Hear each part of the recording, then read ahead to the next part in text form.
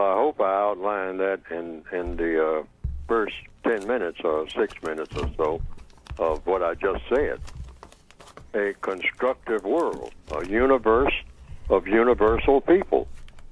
I mean, people who are doing the very best at all times in all areas of activity, economics, education, an educational system that doesn't teach trash and garbage and whatnot, an entertainment system everywhere, entertainment that is constructive. I mean, all of the movies, all of the theater, all of the plays. I mean, get rid of all the derogatory jokes and whatnot that are put down of people.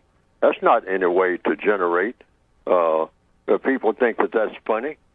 I mean, making fun of people's weaknesses and whatnot, or feeding off of them and whatnot. This is what the system of white supremacy teaches. It's entertaining. I mean, putting down someone.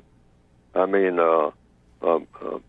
taking advantage, you might say, in a verbal way or in a entertaining way, they call it, of people's weaknesses or of their frailties, of their faults and whatnot.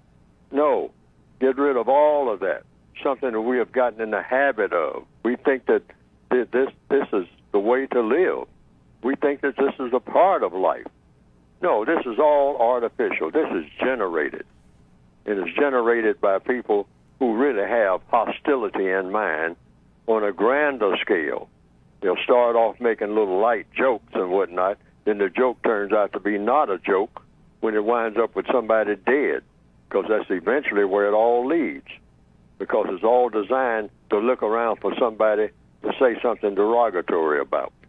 And from speaking in a derogatory manner toward people or about people, then that morphs into action that's going to be derogatory and hostile and non-constructive and then out and out destructive.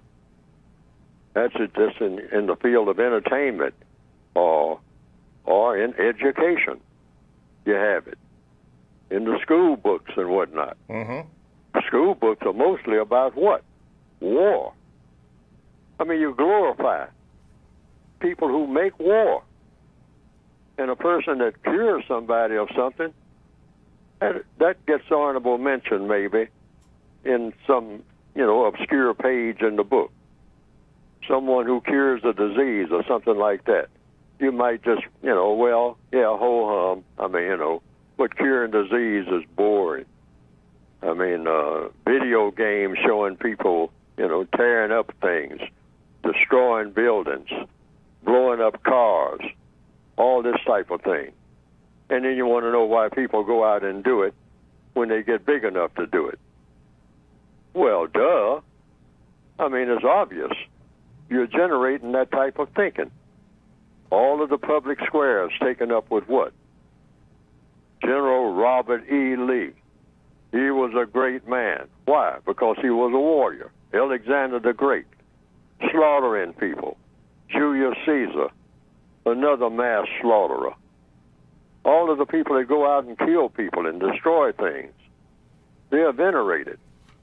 But some architect that made a building that you could heat at a cheaper rate or something like that, and where, you can take little children into them and keep them warm, keep them from freezing to death at a low rate of cost and without disturbing the environment or something like that.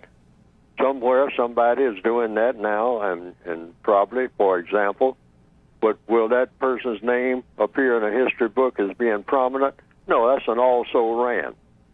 That person's name, hardly will come up in any conversation ever, except among just people who are in that field. Because now, if you're talking about mass murder, from what I have heard, I mean, they called it the Red Congo at one time. That's right. Because he shed so much blood. Over 10 million people. Oh, probably much more. More, yes. See, they don't report things correctly. I mean, when you start talking about racist slaughter, I mean, it just goes into infinity. I mean, the white supremacists, if they tell the truth, and I don't think the truth will ever be told, All right. about the number of people who were thrown into the water. Just think, those ships weren't the best of ships. They weren't luxury liners that they hauled slaves across. All right? And with those people packed in there the way that they were, and think about the food. You didn't always have food.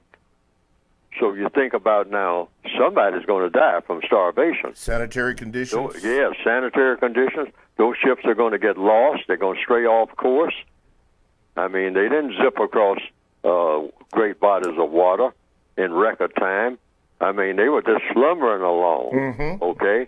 So they figured right from the beginning, they had to do the math, and they say, hey, we're going to lose half of these slaves we got on this ship before we get where we're going. So we're going to feed them to the sharks because they're going to be dying. Yes. Because we don't have that kind of food. We got to have food for our own sailors, all right? We got to have sanitary conditions for the people who are on the ships, of which there are no sanitary conditions, by the way. None. None. Okay? Couldn't be. I mean, you didn't have modern, tissue paper and toilets like you have now. Yes, sir. I mean, none of that. Nothing similar to it. Yes, sir. So all that has to be taken into account. Okay. The true story of the transatlantic slave trade alone will never be told.